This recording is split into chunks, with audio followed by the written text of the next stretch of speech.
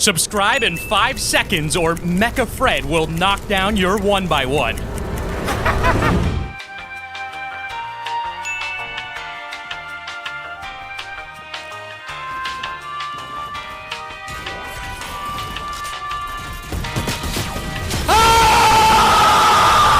No, but seriously, it's getting out of hand, Epic. Endgame is just not fun when I'm trying to build and missiles are being fired at me, and then I non-metaphorically get stomped on. Now, you might be wondering how you counter the robots. Well, let me tell you.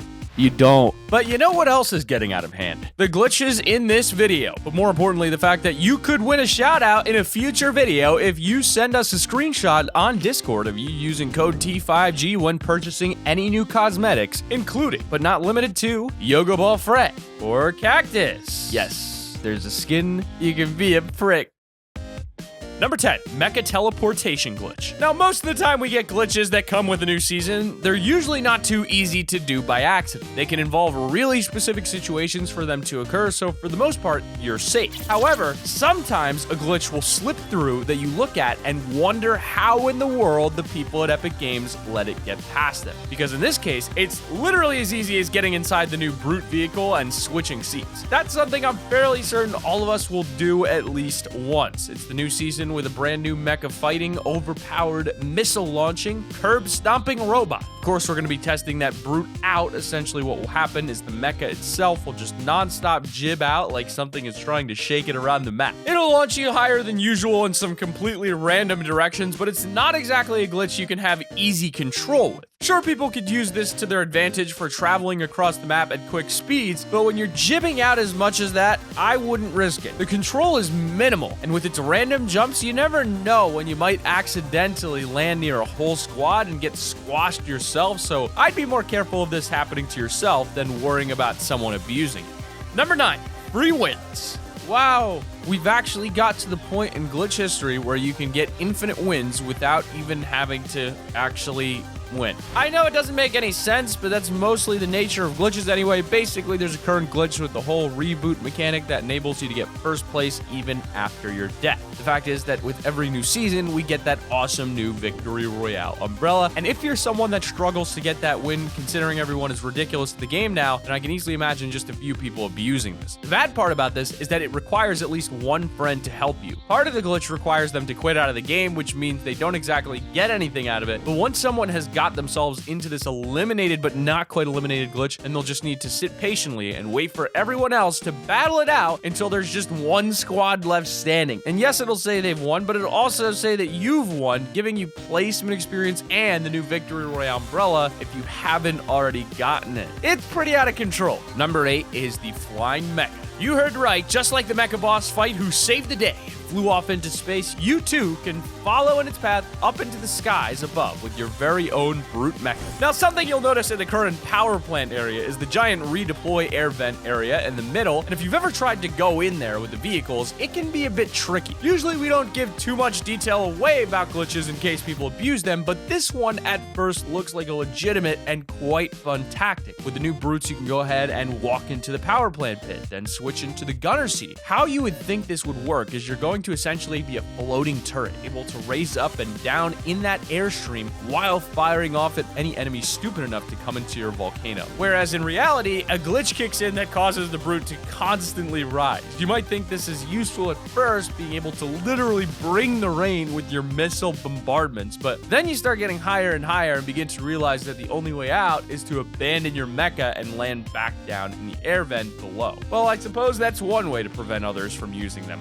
Number 7 is the Driftboard movement. By far, this seems to be one of the least useful glitches in Season 10 and has quite a high chance of happening to you. Seriously, this will have zero use at all unless maybe the enemy you're hunting tries to use a driftboard to escape. At the moment, I honestly would just avoid the driftboards for a while because these things are about as much reliable as the wheels on a supermarket shopping cart. You'll hop on your driftboard and be going down aisle Dusty Depot, then crash. The driftboard will pull off a classic shopping cart wheel error and simply refuse refuse to move. So yeah, avoid the drift boards when you know there's enemies nearby, because if that glitch happens while you're trying to escape, you will become a sitting duck until you have time to try and adapt to your current glitched out drift board. But in at number 6, we've got emoting on ziplines. Oh boy, we've got one of those few special glitches that opens up a whole new can of memes. Now, I'm fairly certain this isn't something Epic Games have intended, as you don't actually have the option to use emotes while on the zipline. However, if you start emoting before you land and get on the zipline, it'll keep you in that dance.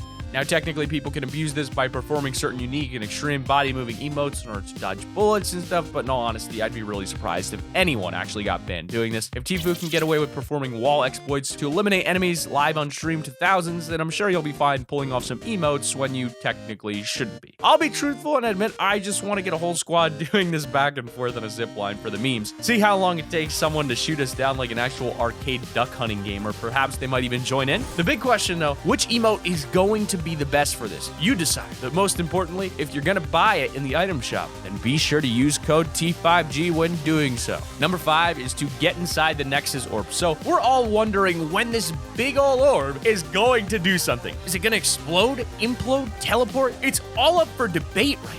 But one thing you currently need to be cautious of is the orb shooting you. Okay, it's not exactly the orb doing anything, but you can actually find people abusing a glitch that allows them to get inside of the orb and still be able to shoot out as well. So when you first start getting shot at, it'll probably look like the orb itself is shooting you. This is currently due to another driftboard glitch that allows players to get inside. It's definitely one you'll find at least a few people abusing, so for one, try not to be that person, and for two, just be extra careful when you're around the loot lake area. You know when there's gonna be someone camping it out with a sniper if you're not careful. Keep those toes moving. The main warning signs are seeing a build going out to the orb. Just shoot that out and you should be good. I'm fairly sure they would just drop out of the orb and could actually allow you to get an easy elim. But in at number 4, we've got to search the symbol popping up on loads of different objects. This glitch actually popped up many seasons ago in the original days of Fortnite. Search icons coming up on random items and objects around the map. That was patched a long time ago, but for some reason, with Season 10, it's back, baby. Because of how many objects there are in houses, you've most likely seen the odd one here and there throughout your landing loot runs and thought, oh my god, is this something new?